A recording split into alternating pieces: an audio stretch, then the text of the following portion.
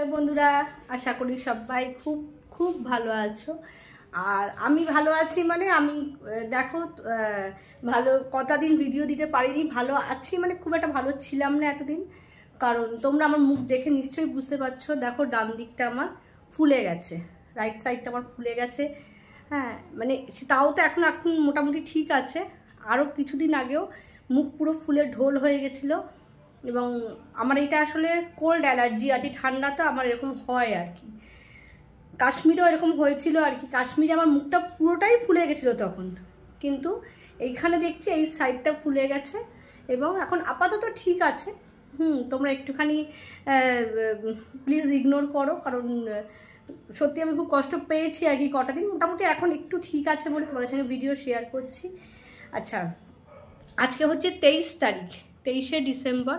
তা কালকে 24শে ডিসেম্বর, কালকে 24শে ডিসেম্বর পুরো আমার টাইট শিডিউল, প্রচুর বিজি। এখন থেকে মানে ব্লগটা আমি তৈরি মানে তোমাদের সঙ্গে স্টার্ট করছি। 24শে ডিসেম্বর আমার মেয়ের এক দাদা আর কি, মানে আমি ওকে খুব স্নেহ করি নিজের ছেলের মতন আর কি। রোহিত, তোমরা দেখেছো আর কি, যারা আমার ব্লগ দেখো তারা জানো। দিয়ে ওর কালকে বার্থডে আর কি।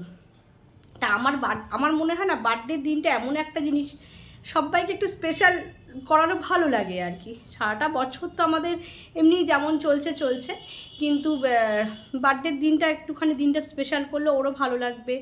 হ্যাঁ, বা যার বার্থডে সেও একটু স্পেশাল একটা ইফেক্ট আসে। তা আর আমি না বাইরে খাওয়া দাওয়াতে একদমই করি না, বা আর গিফট বলতে ওই খাওয়ানোটা বা যাই হোক একটা করা আর কি, ওটাই আনন্দ, সবাই মিলে একসাথে, এটাই ব্যাপার আর কি। তা আমি আজকে আমার খুব শরীরটা খারাপ, ভালো নেই আর কি। কারণ দেখছো মুখটার এই অবস্থা, মানে খারাপ লাগছে আর কি। মানে সামনে মানে কথা বলতেও লজ্জা লাগছে, কিন্তু কিছু করার নেই। এটা তো আর আমার নিজের হাতে কিছু নেই। ঠান্ডা লেগে গেছে, দিয়ে এরকম মুখটা এরকম হয়ে গেছে। যাই হোক, ওইসব ব্যাপার আর কিছু করার নেই। শরীর থাকলে শরীর খারাপ হবেই, সেটা বিয়ারেবল হলেই হলো। খুব একটা অসুবিধা থাকলে তখন সত্যি হয়তো বার্থডেটা করা যেত না। এখন আমি মোটামুটি সুস্থই আছি, মুখটা ফোলাটা কমে যাবে আস্তে আস্তে। আচ্ছা, আজকে 23 তারিখ। এবং আমি মার বাড়িতে একটু গিয়েছিলাম গড়িয়াহাটে, সেখানে একটু কাজ ছিল, দিয়ে ফিরলাম। এই এখন 8:30 পৌনে 9টা বাজে রাত্রির। এখন থেকে আমি এবার কেক, তারপর পায়েস, এগুলো সব করবো আর কি। হ্যাঁ, আমার কারোর জন্মদিন খুব কাছের মানুষদের আমি এরকম বানিয়ে করি, মানে বানিয়ে খাওয়াতেই ভালোবাসি আর কি। তার পছন্দের মতন কেকটা বা তার পছন্দের মতন খাবার রান্না করে দেওয়া, সেটা ভালোবাসি। কালকে মেনু আছে, কালকে মেনু তোমাদের অবশ্যই আমি শেয়ার করব যদি হয়। খুব সিম্পল মেনু, ও তো খুব সাধারণ খাবার বলেছে আর কি।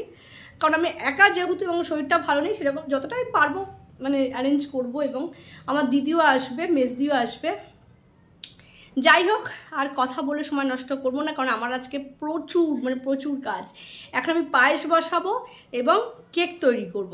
কেকটা আমি বেকারিটা আমি শিখেছিলাম, কেক কী করে করতে হয় আমি মানে এবার আমি তো প্রফেশনালি করি না, এই টুকটাক কেউ করলে তখন করি আর কি। এবং খুব তাড়াতাড়ি জন্য করতে পারি না, সময় লাগে, এগুলো সময় সাপেক্ষ ব্যাপার। যারা প্রফেশনালি কাজ করে তারা হয়তো অনেক তাড়াতাড়ি করেন, আমার কিন্তু দেড় দিন মতন লেগে যায় মানে একদম বার্থডে কেক তৈরি করতে।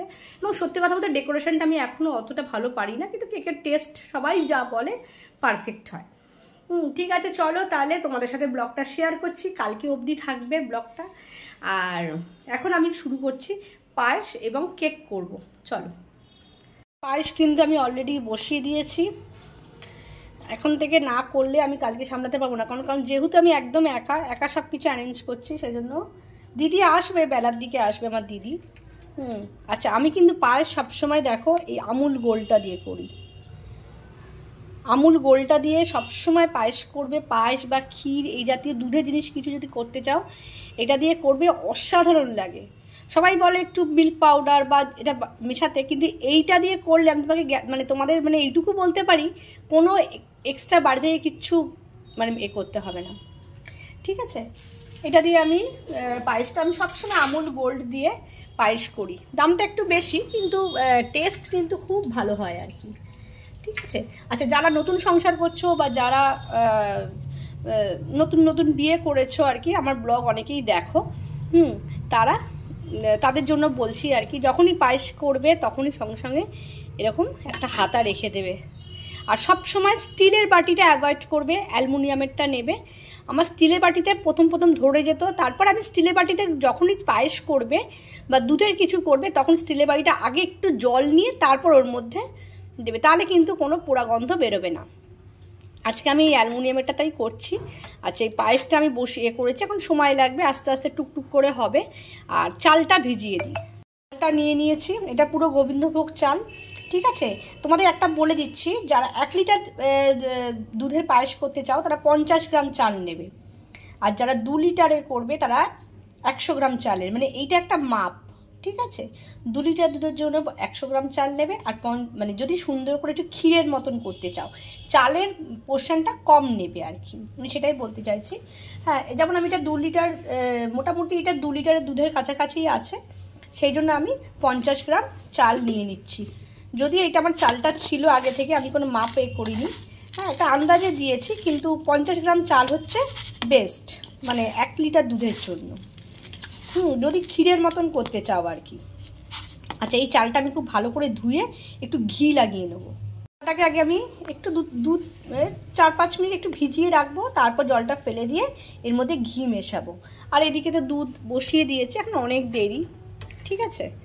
কিন্তু হাঁড়িতে বা ডেচকি যেখানেই করবে এরকমটা হাতা দিয়ে দেবে, তাহলে দুধটা উতলে উঠবে না আর কি, তাহলে ওভারফ্লো করলে তো নষ্ট হয়ে যাবে, দুধটা পড়ে গ্যাস ট্যাস নোংরা হবে। হ্যাঁ, এরকম একটা হাতা দিয়ে দেবে।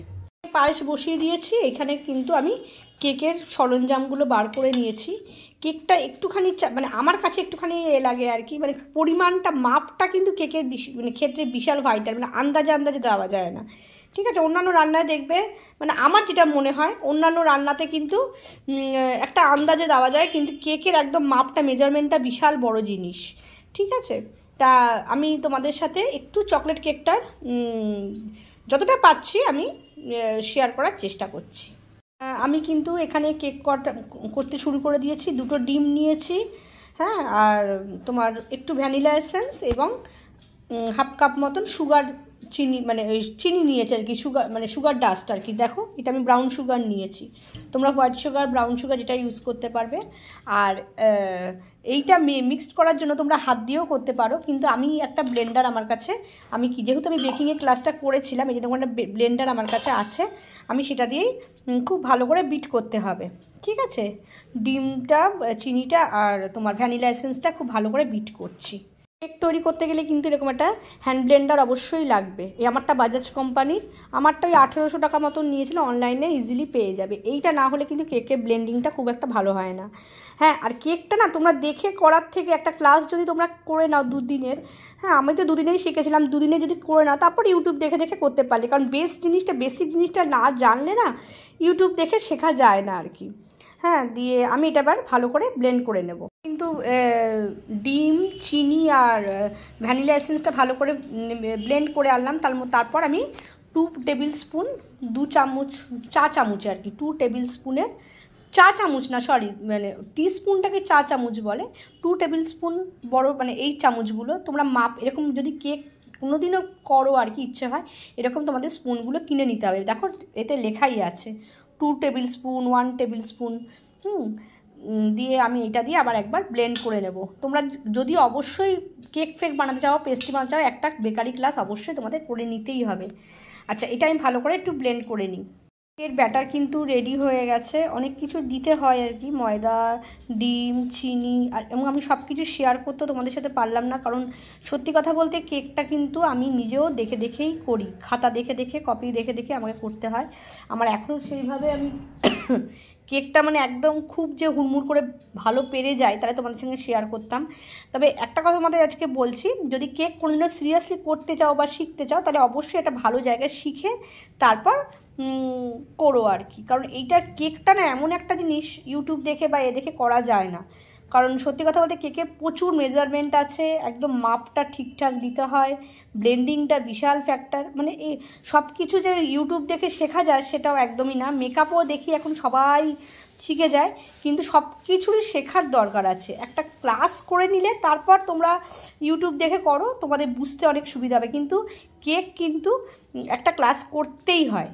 মেকআপেরও দেখো, এখন মেকআপ তো দেখি সবাই পারে মোটামুটি, কিন্তু কেকটা আমার কাছে খুব টাফ লাগে। প্রফেশনালি যদি তোমরা মনে করো যে এটা প্রফেশনালি করবে বা বাড়িতে নিজেদের কারো বার্থডে হলে এরকম কেক পেস্ট্রি বানাবে, অবশ্যই দুটো ক্লাস করে নিলে, কেকের তো লং ক্লাস হয় না, দুটো ক্লাস করে নিলে ভালো অবশ্যই। যাই হোক, আমি তোমাদের সঙ্গে পুরোটা এগুলো পুরো শেয়ার করলাম না, যদি কোনোদিন শেয়ার করতে হয় পুরো ডিটেলসে শুধু কেকটাই দেখাবো। আচ্ছা, এইটা আমার পুরো রেডি হয়ে গেল চকলেট কেকের। এবার আমি কেকের প্রেশার কুকারে করছি, যেহেতু কেক মোল্ডটা মানে প্রেশার কুকারটা আমি রেডি করে নিই। তো এদিকে কিন্তু আমি চাটু বসিয়ে দিয়েছি কেকের জন্য, যেহেতু আমি প্রেশার কুকারে কেকটা করব। 5 মিনিট প্রি হিটের জন্য বসিয়ে দিয়েছি। হ্যাঁ, টেম্পারেচারটাও বিশাল বড় ব্যাপার, মানে গ্যাসের কতটা কী এগবে পুরো লো টু মিডিয়াম রাখতে হয়। এগুলো তোমরা না শিখলে, মানে একটু ডিটেলস যদি শিখে নাও তাহলে খুব ভালো হবে আর কি কেকটা। আচ্ছা, বসিয়ে দিয়েছি চাটুটা। আর এদিকে দেখো, পায়েসের জন্য কিন্তু দুধ অলরেডি ফোটা শুরু গেছে। তোমাদের এক্ষুনি বলছিলাম না, একটুও পড়বে না। এই দেখো, আমি যেহেতু এর মধ্যে হাতা দিয়ে রেখেছি, আমি কিন্তু কেকের ব্যাটার ফ্যাটার পুরো রেডি করলাম। দেখো, একটুও কিন্তু দুধ কিচ্ছু ওয়েস্ট হয়নি, একদম সে যেমন হচ্ছে পায়েসটা। তোমরা যখনই এরকম বড় এই দুধ উতলে যাওয়ার ভয় থাকবে, তখনই একটা হাতা দিয়ে দেবে, তাহলে আর দুধটা উতলবে না। আচ্ছা, দুধটাকে কিন্তু ভালো করে আমি আগে গরম করে জাল দেবো, আর চালটাকে আমি এবার ঘি দিয়ে মেখে রাখবো। আচ্ছা, আগে আমি প্রেশার কুকারটা এবার বসিয়ে দিই। 5 মিনিট প্রি হিট হয়ে গেছে অলরেডি। ঠিক আছে, চলো। দেখো, আমি কিন্তু প্রেশার কুকারটা বসিয়ে দিলাম গ্যাসের ওপর। হ্যাঁ, প্রি হিট করলাম 5 মিনিট চালুটা বসিয়ে, তারপর আমি গ্যাসের ওপর প্রেশার কুকারটা বসিয়ে দিলাম। ঠিক আছে, এবার এটা আমি 30 মিনিট থেকে 35 মিনিট এটা হতে দেবো আর কি। আর এদিকে কিন্তু পায়েসের কিন্তু দুধটা ফুটছে। আচ্ছা, এবার আমি চালটা একটু ঘি দিয়ে মাখিয়ে রাখি।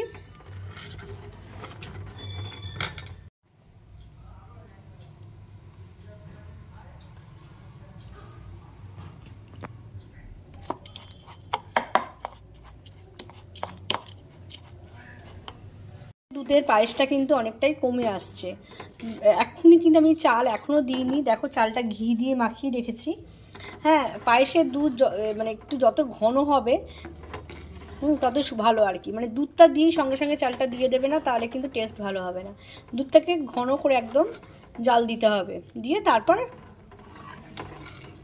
পায়েসটা এই চালটা দিতে হবে আর কি। চালটাতে ফুটতে বেশিক্ষণ সময় লাগবে না। দুধটা আমি যেহেতু একটু প্যাকেটগুলো ধুয়ে জলটা ছিল, সেটা জলটাকে পুরো বাড়তে হবে আর কি। দুধটা একদম ঘন ঘন হলে তারপর চালটা দিও। দেখো, দুধটা কিন্তু অনেকটাই ঘন ঘন হয়ে এসেছে। আরও ঘন করতে চাইলে চাওয়া যায়, তবে এবার আমি চালটা দিয়ে দেবো। প্রায় 20-25 মিনিট দুধটা ঘন করলাম আর কি। আধ ঘন্টা মতন দুধটা কিন্তু আমি ফুটিয়েছি। আমি দুধ কিন্তু খুব ফুটিয়ে একদম ঘন ঘন মতন করে দিই। আচ্ছা, এবার আমি এই ঘিয়ে মাখা চালটা এর মধ্যে দিয়ে দেবো। দেখো, পায়েস কিন্তু আমি পায়েসের মধ্যে ড্রাই ফ্রুটসগুলো মানে কাজু, কিশমিশ, আমন্ড এগুলো কিন্তু সব দিয়েছি, কিন্তু এখন আমি চিনি দিইনি। ঠিক আছে, দেখো ভাতটাও কিন্তু মানে চালটাও কিন্তু অনেকটা হয়ে এসেছে। এটা কিন্তু আরও ফুটবে, একদম হয়ে যাবে এই পর্যাতে। এখনও দেরি আছে, পায়েস করতে আমার একটু সময় লাগে। হ্যাঁ, এখনও কিন্তু যথেষ্ট দুধ আছে, এখনও এটাকে আরও মারতে হবে। দুধটা ফুটে তোমরা তো সবাই জানো পায়েস কী করে করে। আচ্ছা, একটা কথা আমি বলছি, অনেকে এখানে এলাচ বা তেজপাতা দেয় আর কি ফ্লেভারের জন্য, কিন্তু আমার এলাচ বা তেজপাতা কোনোটাই ভালো লাগে না। আমার এলাচের ফ্লেভার একদম সহ্য হয় না। এই জন্য আমি পায়েসে কিন্তু এলাচ বা তেজপাতা কিছুই দিই না, কারণ আমি যে ঘিটা মাখিয়ে রাখি, ঘিটার একটা সুন্দর স্মেল বেরোয় আর কি। এই জন্য আমি এলাচ তেজপাতা কিছু দিই না। তো আমি কিন্তু এখানে পায়েস কিন্তু অলরেডি অনেকটাই হয়ে এসছে। ঠিক আছে, এখন দেরি আছে। ঠিক আছে, এটা আস্তে আস্তে হচ্ছে। আর এদিকে আমি চাটনিও বসিয়ে দিয়েছি। চাটনি, পায়েস, কেক এগুলো হয়ে থাকলে অনেক সুবিধা হয় আর কি। পায়েস আর চাটনি দুটোই হয়ে গেল। কেকটা আমি তোমাদের একেবারে কালকেই দেখাবো। ঠিক আছে, পায়েস আর চাটনি হয়ে গেল। পায়েসটাও করে ফেললাম, বেশ ঘন ঘন করেই করেছি। আর কাজু, কিশমিশ দিয়ে চাটনি করলাম। আমি কিন্তু চাটনিতে একটু শুকনো লঙ্কা দিই, একটু লেবুর রসও দিই। টক, ঝাল, মিষ্টি এরকমের ঝাল একটু হবে, টক হবে, আবার মিষ্টিও হবে, আবার নুনও একটু দিই। সব দিয়ে আমি চাটনিটা করি। এটা হচ্ছে তোমার 23 তারিখে ব্লগ, 24 তারিখে ব্লগটা কিন্তু আবার অন্য ধরনের হবে, মানে তখন রান্নাটা করব। একটু কাজের চাপ যখন থাকবে দেখবে যে একটু যদি ধৈর্য ধরে কিছু করো আর কি, হয়তো মনে হবে বাবা কত চাপ, একটু চাপ তো থাকেই, কিন্তু যদি একটু ধৈর্য ধরে ঠান্ডা মাথায় কাজগুলো পরপর আস্তে আস্তে করে করো, সবই দেখবে হয়ে যাবে আর কি। ঠিক আছে, চলো আজকের মতন ব্লগটা এখানেই শেষ করছি, কালকে আবার নতুন করে শুরু করব।